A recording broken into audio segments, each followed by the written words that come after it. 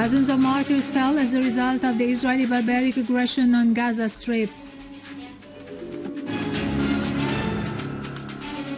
Units of the Syrian Arab Army eliminate a number of terrorists in Daraa and inflict heavy losses upon others in Homs, al-Quneitra and Damascus countryside.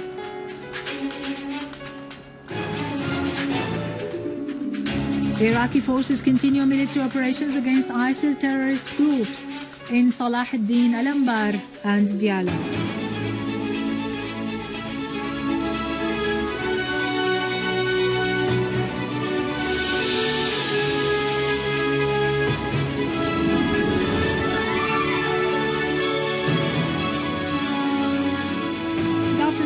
Gentlemen, and welcome to our news for today.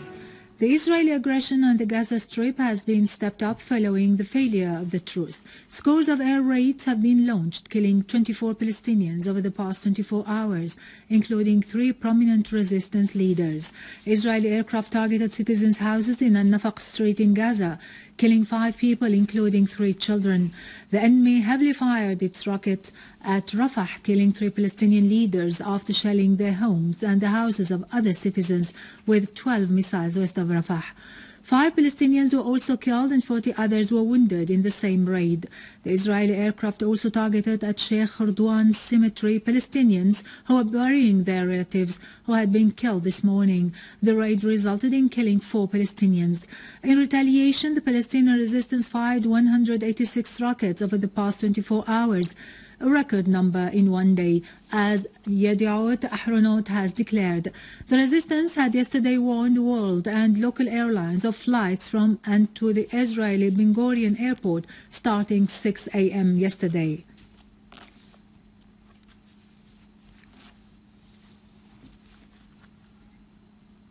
Israeli occupation troops launched an arrest campaign in different areas in the West Bank. Palestinian Wafa agency reported that 5 Palestinians from Jenin were arrested and a teenager from Qalqilia and 3 from Hebron were also detained in the West Bank.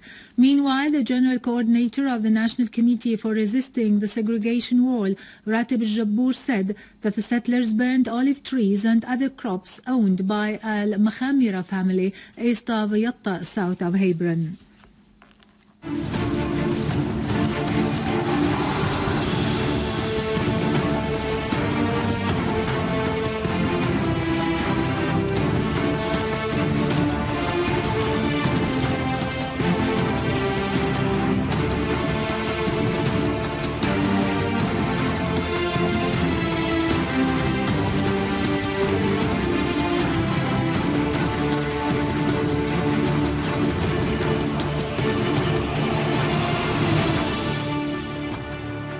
Welcome back. Units of the Syrian Arab Army continue to chase terrorist remnants in different areas in the country. In al-Quneitra countryside, Syrian Arab Army units targeted a number of terrorist hideouts, killing scores of them in Othania village and al-Khazrajiyya farms. In Damascus countryside, Syrian Arab Army units eliminated terrorists in al-Wa'arit al-Abbasiyya west of Zakiya. Syrian Arab Army units have also thwarted infiltration attempts by terrorists from the eastern part of the town of Da'il in the direction of a military checkpoint in the south, killing and wounding a large number of them. Also in Daraa countryside, the Syrian Arab Army continues to target terrorist gatherings, intercepting armed men who tried to infiltrate in the direction of a military checkpoint in Tal al-Za'tar. The Syrian Arab Army also eliminated a large number of armed men in the surroundings of Tal Arar.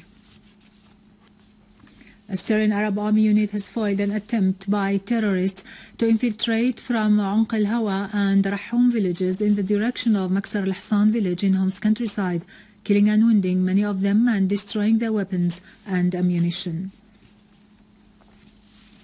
Several terrorists have been killed or wounded by Syrian Arab Army units in 8 districts in Aleppo city and its countryside. Their weapons and ammunition were also destroyed. Machine gun-provided vehicles which the terrorists had used were destroyed in Al-Ramoun and Hanano. In Idlib suburbs, the Syrian Arab Army units eliminated a number of terrorists and wounded others when they targeted their hideouts in 4 sites.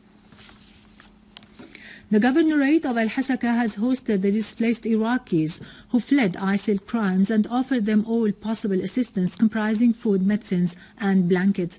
A camp was set up in Ain al-Khadra in al-Malikiya consisting of 550 tents for this purpose. 1,600 food packages and 1,800 baskets of relief aid were also presented. The displaced Iraqis praised the Syrian government's efforts exerted in cooperation with the UN High Commission for Refugees Affairs to meet their needs. Director of the Commission in Syria, Tariq al-Kurdi, praised al-Hasaka governorate's work in this respect, describing the Syrian governorate's efforts as huge. He said an air bridge will be provided between Damascus and al-Qamishli to facilitate the delivery of humanitarian assistance to the displaced Iraqis. Iraqi forces continue to conduct military operations in al-Anbar, Salah and Mosul areas against ISIL terrorist groups. Iraqi sources confirmed the killing of 22 ISIL terrorists in Sinjar district west of Mosul, pointing out that 5 vehicles used by terrorists were destroyed. Iraqi warplanes targeted terrorist gatherings in Tikrit, killing a number of ISIL gunmen. Meanwhile, Iraqi forces were able to secure the strategic highway southwest of Tikrit after eliminating dozens of terrorists.